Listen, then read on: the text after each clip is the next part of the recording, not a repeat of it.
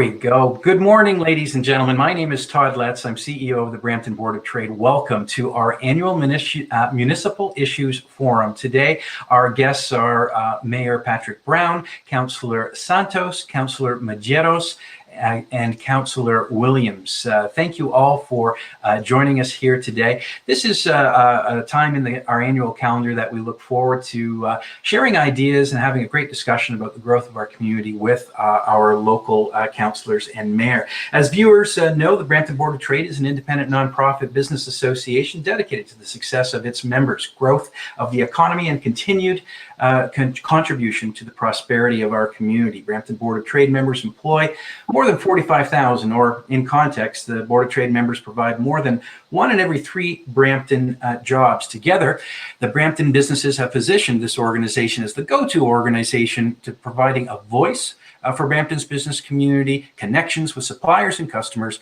and insights into technologies, processes, and tips for business success. Encouragement, of course, to meet today's many business needs. Today, as always, we have a very diverse audience representing sectors in manufacturing, finance, food and beverage, nonprofit, logistics, utilities, insurance, government sectors, and restaurants as well. We apologize for the delay in starting today. We are using the Hop-In platform, which has worked very well for us in terms of being able to provide an expo opportunity, a networking opportunity, and a programming opportunity as well. So please put your questions in the chat. Your ideas or questions. There will be some networking afterward between 9 and 9:30 as well. I want to say thank you to Goodison Insurance, our sponsor today, and Sheridan. Goodison Insurance, auto, property, commercial, business, and liability insurance coverage, life and financial insurance for over 8 decades. And Sheridan College, known not only for its quality education and skilled trades, but also for its innovations in micro-credentialing. And of course, it's ranked as one of Canada's top 5 research colleges. Our guest today is Regional Councillor Rowena Santos, a strong advocate for more post-secondary, and also a member of the Board of Directors for the Federation of Canadian Municipalities. Welcome, Councillor Santos. We have with us Councillor Charmaine Williams, a very strong advocate for community safety, and of course, our 2021 Nassim Samani Award winner for leadership excellence. Welcome, Councillor Williams. Regional Councillor Martin Medeiros has joined us. He is the Chair of Planning and Economic Development. He has overseen this past year many process and technology improvements in the planning department to ensure better customer experience and faster turnaround times on building permits and development approvals. And of course, Mayor Patrick Brown is here with us today, who leads this team, has been a strong advocate for business as we navigate through this pandemic. All councillors were invited. We're delighted that this group has accepted our invitation. I can tell you, these are the elected leaders that are thoughtful, caring, accessible, and active. They take action on ideas, and we look forward to sharing some with them here today. To start us off, each of our 4 panelists have a couple minutes to just give greetings, and then we're going to begin the discussion talking about the issues that are most important to you. So, Councillor Santos, if I could start with you, if you have some opening greetings. I know that you may have to peel away from our event today for childcare. We understand that, encourage that, but we thank you so much for being here today. Then we'll follow by Councillor Williams, Councillor Medeiros, and Mayor Brown. Councillor Santos, would you like to begin?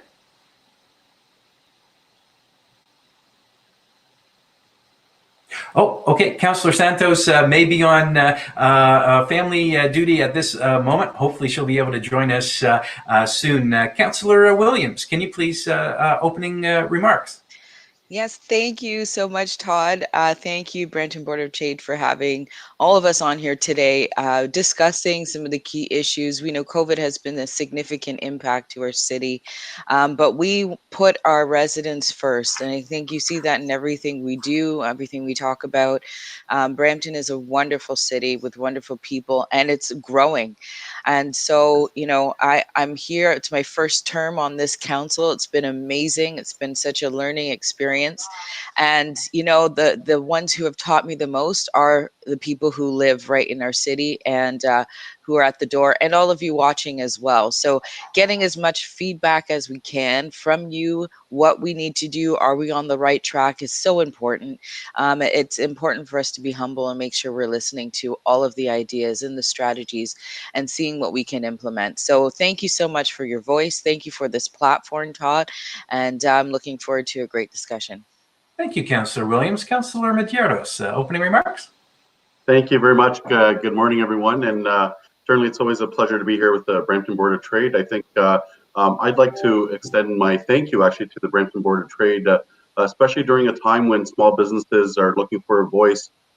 We know some of the challenges that they have and unfair burdens that they've had to take on during this pandemic. And really it's organizations and especially the Brampton Board of Trade who's been a voice to advocate on their behalf. And certainly, we've been trying to do our part, but your advocacy has been so important.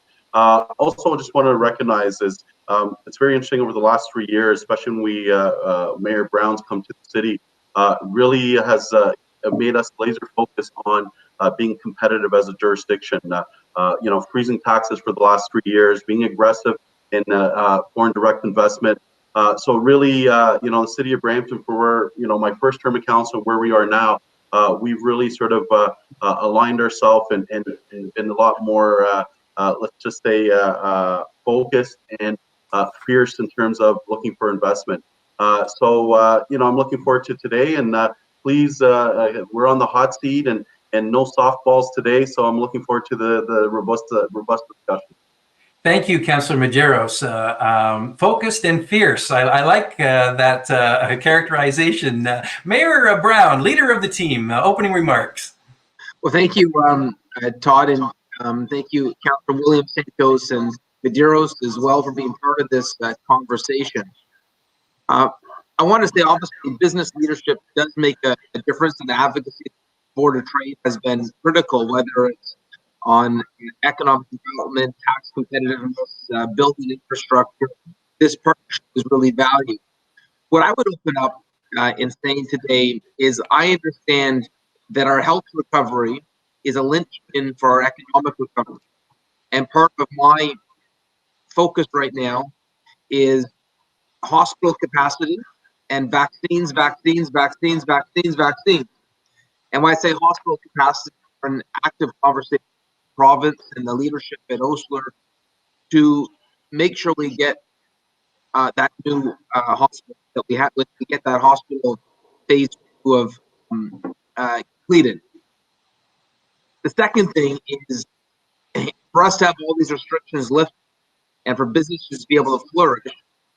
We need to get this pandemic, and we need vaccines not tomorrow but yesterday. And so we're working with the Medical Office for Health, the Government of Canada, the Provincial Health Table to make sure that we get them as soon as possible. I've asked for commitment that the regions that were hit hardest get priority access to vaccines, and those conversations are ongoing. Right now, it looks like we'll get priority access based on the age category. So an 80-year-old in Peel would get for an 80-year-old in an area that's not hit hard, but an 80-year-old in Peel wouldn't get it. 20-year-old in Peel wouldn't get it, or an 80-year-old in an area not hit hard. But we're going to continue to push to get back as fast as possible because we got to get back to our feet. We got to get businesses open again. A successful society, a successful community can only flourish if the businesses are investing, hiring, and growing. So I'm looking forward to the conversation today.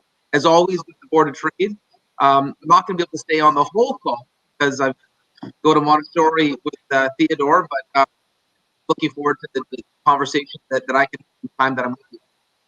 Thank you very much, Your Worship. And let's get right into a starter question. I will look in the stage chat for questions from our audience. I want to just go back to a business confidence survey that we did of Brampton's business community last year. And we asked, what are the top 3 issues? And the top 3 issues were about 1 in 3 responded transportation infrastructure. Almost 1 in 4 responded the pandemic recovery, COVID's impact.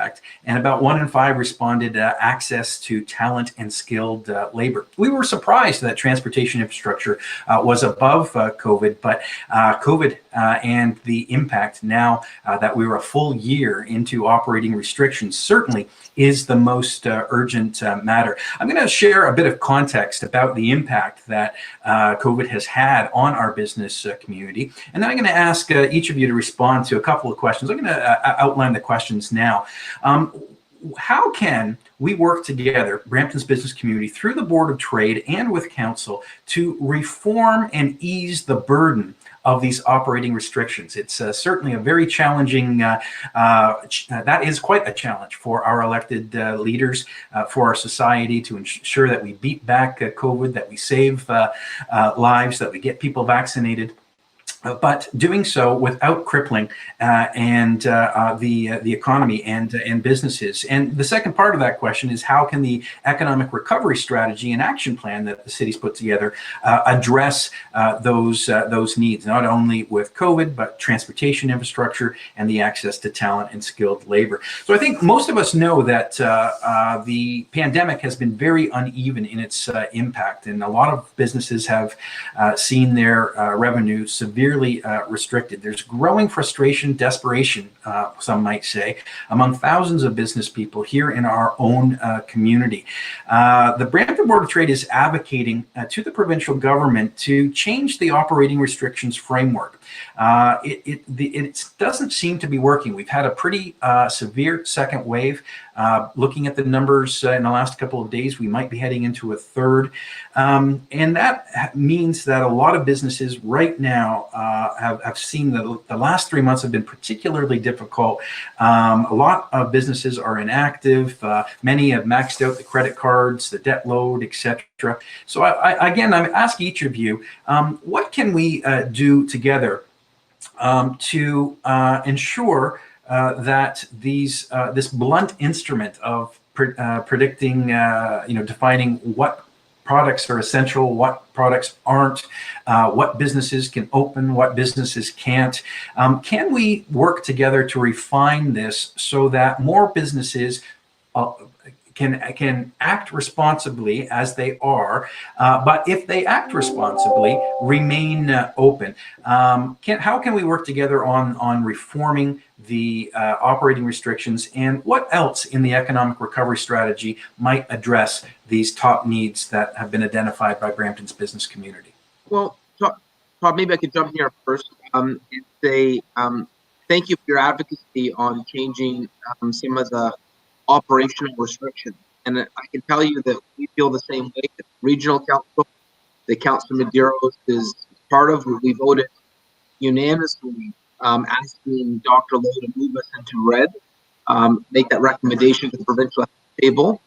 Obviously, he's got a different perspective out of concern for the variant outbreak. But, I just don't think we can live in perpetual lockdowns. My suggestion to the Premier was our most are protected right now. If you look at long-term care, we're completely vaccinated.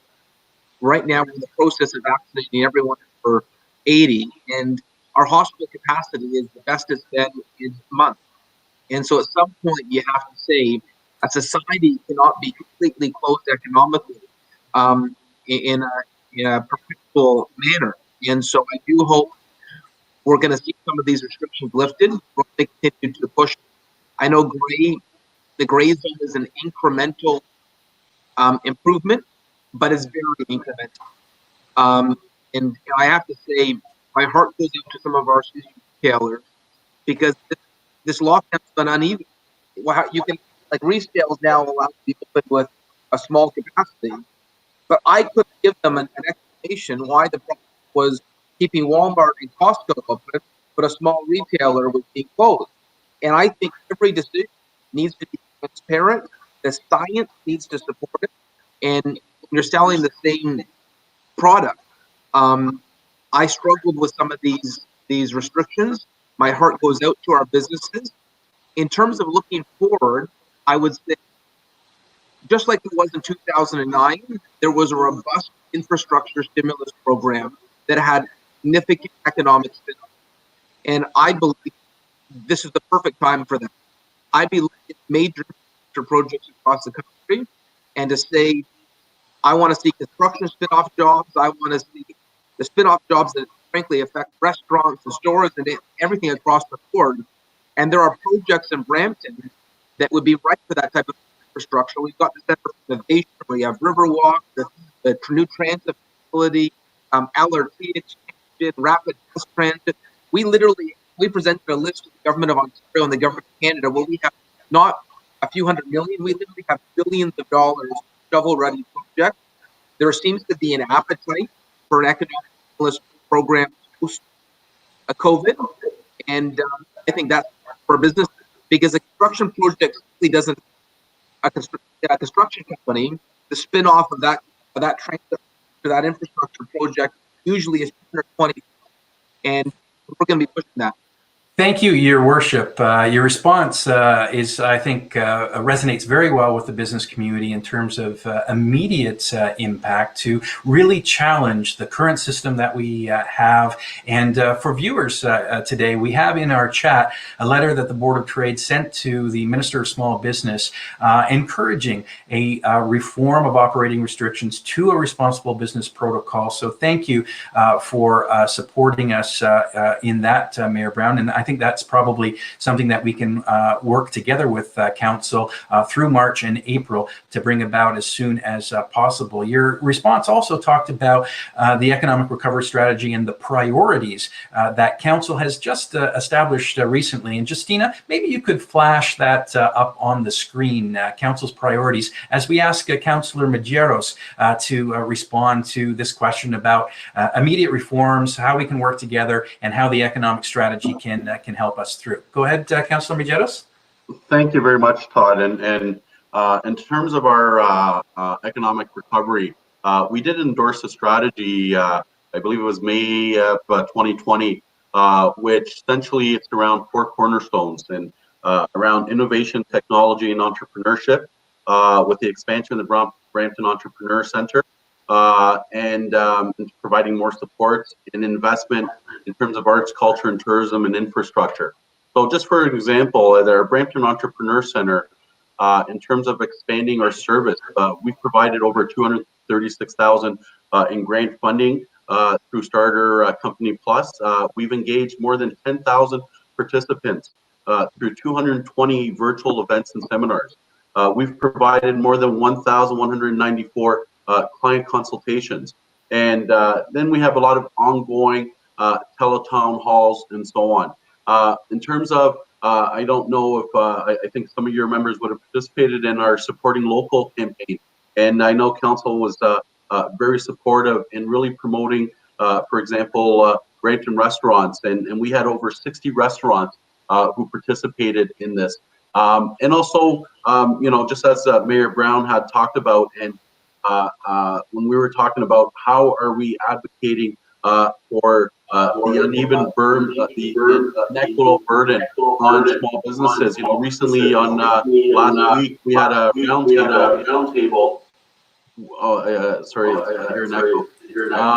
Which included our Minister, Prime Secretary, the Associate Minister, included Mayor Brown, included my colleagues who are responsible for the recovery, Councillor Palashi and Councillor Vicente, and we had Dr. Lowe, and you know, with over 60 small businesses that participated in this roundtable, was an opportunity to speak directly to Dr. Lowe and understand their concerns moving forward. And then, you know, it's interesting from a competitive advantage perspective and related to the recovery is that we're really continuing with our FDI missions virtually, obviously. And I do know that Mayor Brown and other councillors have been looking at have been participating already in some of these virtual missions. So we've been, you know, very active, and really kudos to staff. You know, one thing that's really impressed me during this period is how Brampton staff have really stepped up, especially in our economic development team, to really try to move forward and try to support businesses through this recovery. And just lastly, I would like to just plug also planning from a processing perspective. We have not stopped. There hasn't been a lag in the way we're processing development applications. Those who want to set up companies in Brampton, we're moving straight ahead, and we've adapted technologies to this reality. Thank you very much, Councillor Medeiros. You did speak about the improvements that have been made in planning and the accessibility of your staff. And, there's many tangible examples of that, but one in particular was the speed at which planning and economic development worked with restaurants to extend patios last summer. And I see the weather sees that we're going into double digits, so hopefully we can move with great speed again to help restaurants on their patios and patios extensions this year. Councillor Williams, your thoughts on how we might be able to work together, change from an advocacy perspective, change these very punitive operating restrictions that are happening coming down from the province, so that more businesses can stay in business, can serve their customers well, and also the long-term, how this economic development strategy can help us come through this pandemic together. Your thoughts? Yeah, thank you, Todd. I think forums like this is really the answer. Oh, I'm getting an echo. Oh, there we go. No problem. I think forums like this are really the answer. We need to hear from the business community, and that letter is definitely something we take. And with one thing that's been really great is Mayor Brown and all of council, we really make an effort to meet with all levels of government, and having do have a scheduled sit down coming up as well with the MPPs and MPs to discuss some of these issues. And so the business community and how you feel about the staged entry approach to that the province has taken will be an area of discussion. And so we really appreciate the feedback. I hate to be a downer though, because the virus moves when people move. So I do think we have to really take public health's very cautious measures, as Mayor Brown said, rely on science, and I need to make sure that there are people to come to the businesses that you all have, right? I need to make sure our people are healthy and are able to go out and spend money. And so that our human capital is extremely important here in Brampton. People make our city run. And I also want to make sure that the business community, that you're not getting put at further risk by seeing such an increase in people coming to your businesses as well. So this has been a time of the pivot. And I really commend businesses for doing that. Thank you, Councillor Williams. And yes, it's a very challenging task for elected leaders these days, balancing the safety of our clientele, of our citizenry, as well as the sustainability of our businesses. So thank you for your thoughtful response. Councillor, all three of you actually talked about the longer term too. And you mentioned, Councillor Williams, that you're sitting with provincial MPPs soon. We do have a provincial budget coming up probably the week of March 22nd. And in your economic recovery strategy, you talked about the longer term too, the importance of infrastructure. I say longer term, but we've been waiting for a long time for things like two-way all-day go. And I just want to let you know this is another example of where Brampton businesses, through the Brampton Board of Trade, are working with Municipal Council and our local MPPs. And we are hopeful that we'll see in this budget the approval of the business case for Metrolink, so that we can see more frequent trains and easier schedule, more two-way all-day go for Brampton and all along the innovation corridor. We certainly have put that in our pre-budget submission, that with some ideas on innovation, on helping to support green initiatives like the Save on Energy incentive for LED lighting, as well as investment in reducing regulatory burden, particularly interprovincial, and these operating restrictions that we're talking about as well. So again, again, working together, private sector, public sector,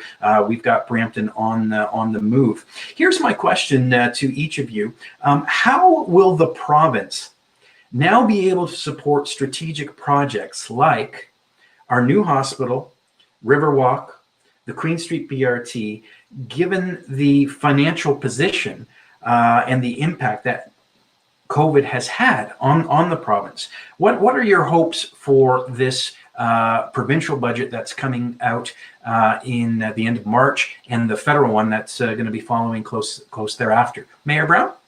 Well, let me start off with the provincial budget.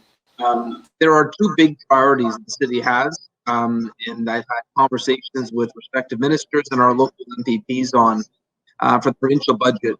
I want to see a commitment to the hospital expansion and our aspirations for a university. And so I want to see some language or some direction on those fronts. I think every community deserves quality healthcare. There's two-tier healthcare right now in the province. You just look at the per beds ratio in Brampton compared to other communities, and for the last 25 years, noticing. And it's about time it changes. And so the Premier's given me his word it's going to be addressed. And the same thing applies for post-secondary opportunities. We're hearing lots of positive chatter. They're also hoping to have some commitment to that in the provincial budget, but time will tell. In terms of the federal budget, they usually don't get as specific to reference local projects, but Prime Minister Trudeau has talked a big talk on climate change and electrification of buses. Well, this is an opportunity for them to put their talk into action. We're actually building a transit terminal where right now you can electrify it. If you do it after the fact, you got to rip it apart. It costs much more. They promised this mandate to do 5,000 electric buses. You can't do it in an old transit system easily, but it's expensive. Building a new transit terminal is expensive. Electrifying the fleet is expensive. And really, I think this is going to be a test of their commitment on climate change, a test of their commitment on building green transit. I've had some great conversations with Catherine McKenna. I've had some great conversations with the Prime Minister on this. They're saying all the right things, but I'm not going to believe it until I see a check. Our Transit Commissioner, Alex, isn't going to believe it until he sees a check, and that's something I'm really hoping the federal government can through on. Thank you, Your Worship. It was funny. I was on the 407 yesterday, and I passed a new City of Brampton electric bus. It wasn't on its own; it was on a flatbed, but it looks like it was being delivered to the city yesterday. And this is this pilot project for electric buses, I understand, is the first in Canada. An innovative collaboration between manufacturers of the bus. ABB Hitachi for the powertrain, etc. And it was really quite fun to see the bus making its way as I was making way to my office yesterday. Councillor Medeiros, would you like to respond about what your expectations are for the provincial and federal budget? Well, I think Mayor Brown, Mayor Brown, I think captured what we're looking for, and he's been very aggressive advocating on behalf of the city of Brampton, and so have my colleagues as a council as a whole. But I think certainly when you look at what has this pandemic really taught us, and hopefully the leaders will realize how important it is to not to sacrifice important investments, key investments, and healthcare aside, because we know how important healthcare is, and really showed how vulnerable we are as a community, especially in Brampton, in considering our healthcare campaign. But when you talk about key infrastructure projects, when you talk about the electrification of our fleet, and when you talk about LRT, expansion of LRT, when you talk about our downtown transit hub, these are important projects for the city of Brampton, and I know that we've really been aggressive with staff and from a political perspective, speaking to our local representatives. For example, as of last week, when you had the provincial forum, it was great to hear some members of the opposition talk about some of these key investments that we're lobbying for.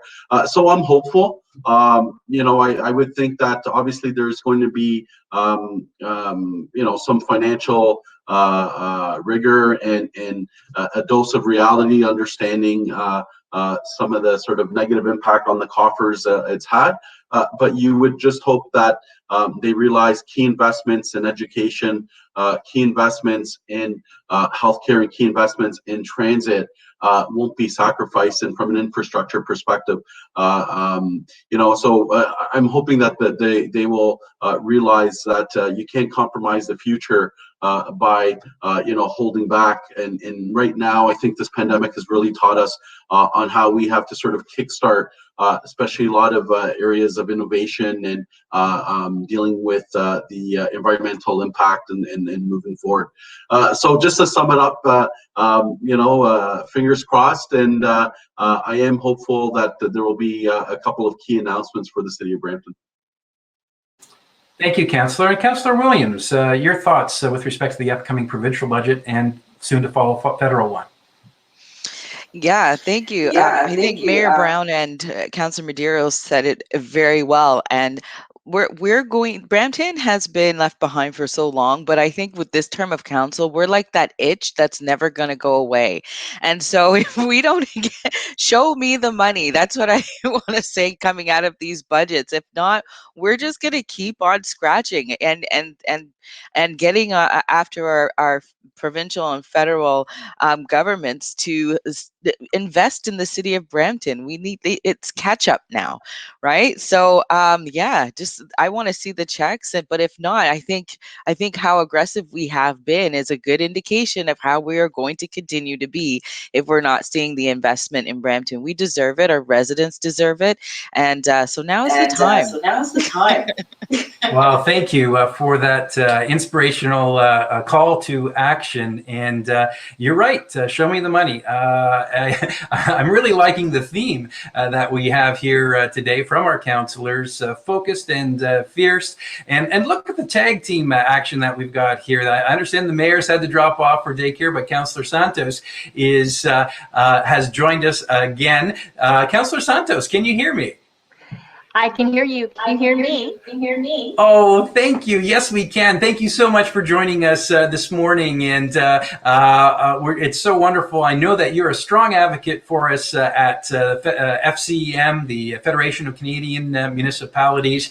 And our topic is what are our expectations for Brampton in the upcoming provincial budgets happening, we think, the week of the 22nd. Of course, the Brampton Board of Trade has been a strong advocate for 2A all day go. What are your thoughts with respect to the upcoming provincial budget and the federal one that'll be soon after? And thank you for the question. I'm sorry my video is not working. We've got a great still photo of you here, though. Please go ahead. So in terms of the upcoming provincial and federal budgets and funding federal and provincial elections, I will have to say that we have a majority of MPs who are part of the government. We have a minister who is part of the provincial government, and Brampton consistently, election after election, term after term, at both levels of government, gets left behind. And Councillor Williams and Councillor Medeiros, Mayor Brown are correct. We have been advocating very hard on many of the priorities, such as two-way all-day go. There's always rumors about a provincial announcement looming that we're going to get it at some point. But what is most interesting to me is, why is it that Brampton has to pick and choose between priorities? We continuously get left behind with respect to funding for the hospital, funding for a university, funding for transit, et cetera, et cetera. And we always are left to pick and choose. You look at neighboring municipalities like Vaughan or Mississauga, they get like loads of investment. There was a hospital in Vaughan. And so I would say with the upcoming looming election, we are very seat heavy voter rich heavy in the city of Brampton. And it's time for us no longer to be left behind. And I think that whomever is going to be running in the upcoming provincial or federal elections, we've got a lot of nomination meetings happening right now. All of those candidates, regardless of what party they are running for, regardless of whether they are sitting in the government seat or not, they will have a huge challenge because they're going to need to deliver for our city. And I think the local representation of who those people are going to be is going to matter because we are continuously left behind. So that's what I think very passionately about. Thank you very, very much, Councillor Santos. And, there certainly is a lot of alignment with respect to the private sector, the members of the Brampton Board of Trade and their advocacy for these big infrastructure issues, the overdue nature of, regional connection, as well as healthcare. And we're so glad that you're able to join us. We spoke earlier about the need to refine some of the operating restrictions to get businesses back operating again. It's been devastating, as I think everyone knows, and we look forward to working with Council on advocating to the provincial government for some refinement on these operating restrictions once we get through what we seem to be seeing as the third wave. Let's hope that it's not as severe as the second. Okay, we're on to our last question. I want to take a question from the audience, and we do have one in there. Brampton is an international city. It's a global city. It is a city that welcomes people from around the world. And Brampton, pre-COVID, certainly established a program to bring more foreign direct investments into town to facilitate more trade between countries. And COVID, of course, has had a disruptive impact on many things. But the question from the floor is, from our audience today, is can councillors please talk about trade and investment diversification plans as we recover economically? So, Councillor Williams, I don't know if you want to start with that. Councillor Medeiros, I saw your hand as well. Go ahead. Yeah, I'll sort of launch the discussion, and my colleagues can jump in. Yeah, and it's an excellent question. One thing that I've been stressing since coming on as a chair, and I think council has always been very firm on, is really leveraging our relationships through, for example, our diaspora that we have in the city of Brampton. We're so lucky to be able to have these natural connections. And I know Councillor Williams has been very effective in diversifying our sort of focus and looking at areas such as in Nigeria, looking at some of the Caribbean countries. And we've actually brought on a specialized staff person to really look at potential of those markets. One thing that's interesting, we know, for example, approximately 80% of our job growth in the city of Brampton is through local expansion, business expansion. So there's a lot of focus there. But I think over the last couple of years, and with Mayor Brown coming on board and new councillors, we've really looked at leveraging those relationships and those ties. One thing is interesting that I've noticed is that there's a lot of informal activity that happens with the diaspora through, different, for example, the Indo-Canadian Chambers of Commerce, through different sort of type of organizations. And just over the last year or so, I noticed that the city of Brampton now, staff are doing a lot better job in sort of tapping into these informal sort of networks and leveraging these relationships. So I'll let maybe Councillor Williams expand on, because she was really instrumental in really diversifying our sort of focus on from an international market perspective. Go ahead, Councillor Williams. Yes, thank you, Councillor Medeiros. Absolutely. We did approve a 2.1 million towards Beehive. It's an incubator initiative where international entrepreneurs can connect, collaborate, and share experiences related to starting new businesses in Canada, especially here in Brampton. We are such a great location for new business startups and for that foreign direct investment program. So the foreign startups through the Startup Visa program, they're that's through the TBDC and the Toronto Business Development Center. And so they have an established record in supporting foreign startups, which is really great. So having them here in Brampton to get this going is only going to help strengthen Brampton as being a place for foreign direct investment and all of those who are interested in coming to the city. Having us look at the Africa and the Caribbean is another great step. I think we have over 150,000 from the Black African Caribbean community who have strong business ties to back home and who are also interested in having their businesses grow here in the city as well. So it's a really great step. Right now, the program will focus on 4 main pillars: business advisory services, access to talent, access to capital founder and development opportunities, and we'll expect to see at least 40 new businesses each year after implementation, and that's through Beehive. And I'm really looking forward to seeing how we will expand. All of you know Brampton is positioned perfectly. We're close to the airport. We're along the 401 highway. We are positioned perfectly for that trade. And so I'm really looking forward to what's going to come out of all of these new initiatives and the foreign direct investment and the new relationships being built in Africa and Caribbean, and also to continue with Germany, with Europe and China and all of the other countries that we've been looking at focusing on as well. Well, thank you very much. And as we said in the intro, this group of counselors we have on call today are very, very active. And thank you for your multi-initiatives. You mentioned Beehive, you mentioned efforts in Africa. And we've talked earlier about Martin Medeiros mentioned the importance of helping businesses expand that are already here through faster development approvals and building permits as well. Councillor Santos, do you have anything else to add with respect to foreign direct investment and trade? Yeah, I think I'll just add, in addition to what Councillor Medeiros and Councillor Williams had said, is that, the Brampton Board of Trade, we value the relationship, and there is such an important role that all of you play. For example, Badar Shamin has been instrumental in developing some of those international relationships to kind of sell who Brampton is and why they need to come to our city.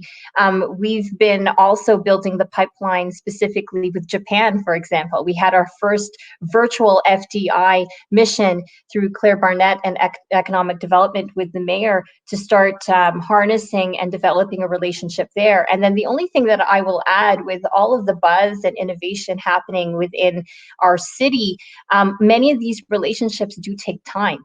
As we all know, they take a lot of time, they take a lot of attention, and it's an ongoing process.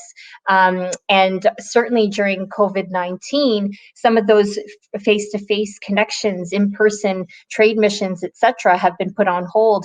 But we have pivoted successfully with our economic development team to make sure that those relationships continue. So we're pushing hard.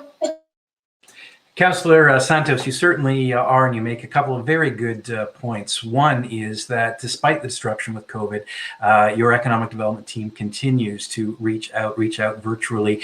Thank you for mentioning Japan, and yes, our business community is so supportive and well aware of the hard work of your economic development team. You also mentioned the importance of timing, of relationships, of follow-up as well. These do take time, and we're so happy that you're continuing the efforts. Just last week, one of the 8 networks that the Brampton Board of Trade has is specific to trade, and we heard from the chief of the Middle East for the Export Development Corporation. And of course, during the last term of council, there were relationships developed in Dubai, in the United Arab Emirates, and we're encouraging businesses to take a look in November, and hopefully we'll be able to travel in November. But there is the World Expo a biennial event. It's happening in Dubai this year, and the Brampton Board of Trade sits on the World Chambers Federation. We'll be attending hopefully attending the World Chambers Congress and taking advantage of that expo as well, and hopefully bringing a few companies with us as well. So it's great to see that, again, another example of the public sector and private sector working together to better Brampton. Okay, ladies and gentlemen, I apologize again for the late start. I do see one last question here, I will ask it. Maybe I could get one councillor to respond, and then we'll move into our networking for the remainder from 9 till 9:30. But the question is, I think, a pertinent one. It has to do about finances. And so sorry that Councillor Vicente was not able to join us today. I know that he tried, and he's the vice chair of the Finance Committee. The mayor, of course, chairs it. How are we doing is the question. How is the general rate stabilization reserve? What's the impact been on city finances because of this pandemic so far? Who would like to respond to that? Councillor Medeiros? Yeah, I guess I'll take a stab at it. But in terms of, so as everyone, we did a third successive year of a tax freeze, and one thing that we were able to do is still make a significant contribution to our reserve fund. So we didn't compromise what we've been putting in. I think one of the challenges that we have right now with all the sort of important projects that we have on the go, and certainly we're looking towards our intergovernmental partners to provide some of that support, but we also have to start allocating really identifying some key priorities, and really putting our money where our mouth is, and our reserves are very healthy.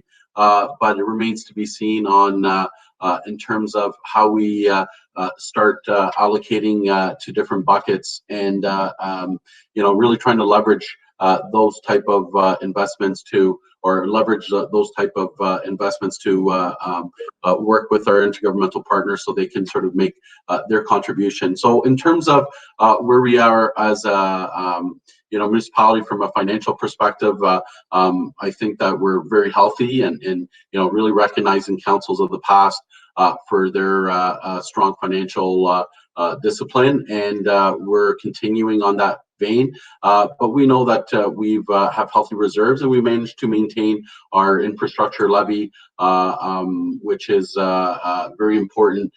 So we didn't compromise by, in terms of that zero that which we provided. We didn't compromise any of the sort of investments towards there. But at the region, just as a just for people to understand, so we had a freeze at the city of Brampton. We had a 2.5% of the portion of the tax bill from the region appeal, which was an overall increase of 1.0 and $50 on average on household. And we managed to, during the tax freeze, still make a record contribution of $114 million to our reserve fund. So I think we, from a financial perspective, we continue to maintain discipline, and we've got a healthy future. But I do think, and this is my personal reflection, that we're going to really start having to identify key priorities in which we have to start making some of those investments, and showing the seriousness of our support for some of these priorities.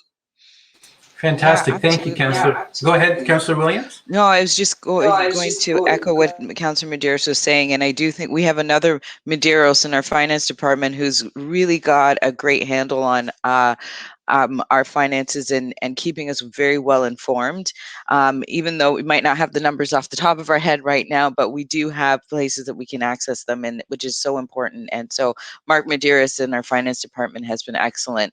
And also, I think where we are at, we're still able to find ways to support small businesses. And I know we had a 40% increase in our fees this year for businesses, and we heard loud and clear that we need to look at that. And so we will be discussing it back in council this week.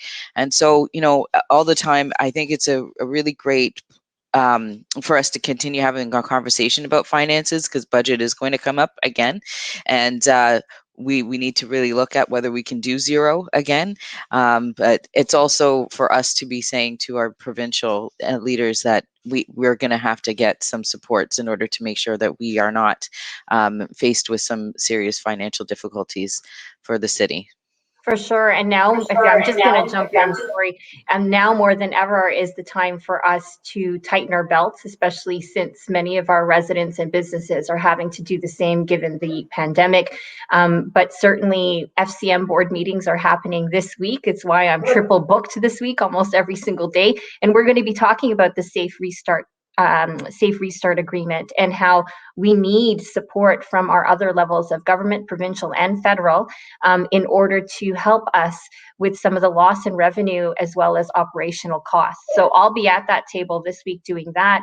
And certainly at the province, we need to get that access to that money sooner rather than later. They can't just be, hoarding it and then waiting last minute to give it to us. Like from the provincial perspective, come on, just like stream it through, because our municipalities, our businesses, our residents are starving right now in terms of the type of budgeting and the financial pressures that we have.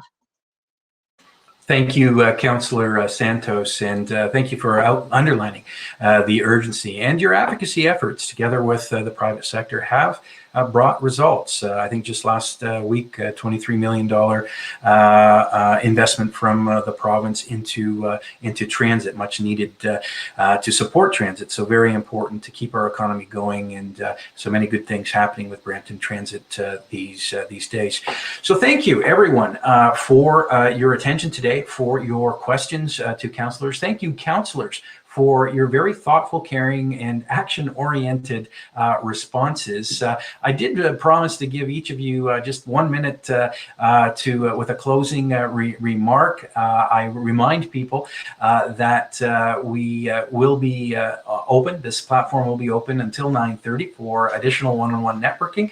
But Councillor Williams, maybe I can start with you. Any closing remarks?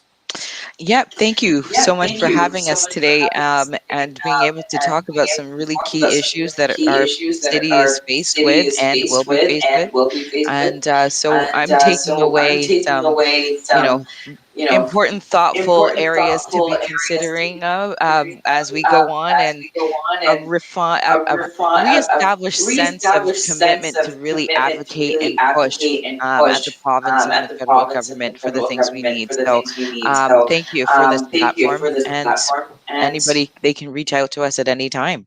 Thank you. Councillor Santos. Thank you so much. And thank you to the Brampton Board of Trade and the sponsors for putting this event together. We know that this has been a really tough time for businesses, and especially on the economy. And so your feedback and your communication with us and relationship with us becomes that much stronger. And I would just simply say that we need to advocate to both levels of government, provincial and federal, together with the city. And so I look forward to ongoing conversations like this. Thank you so much. Thank you, Councillor, and you can count on that. We're really looking forward to the provincial budget this month. Councillor Medeiros, final comments.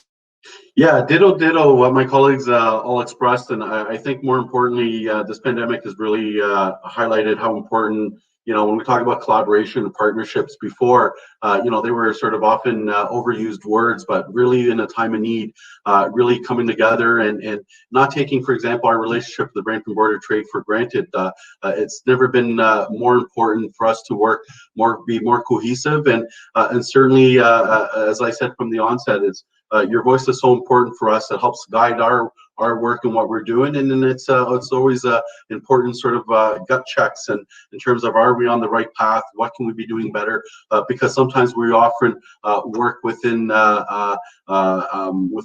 sort of internal space that you forget sort of the outside perspective. So thank you again very much for this opportunity, and agree that I like to participate in more forums like this. And if there's any further added questions or comments, feel free to send them our way.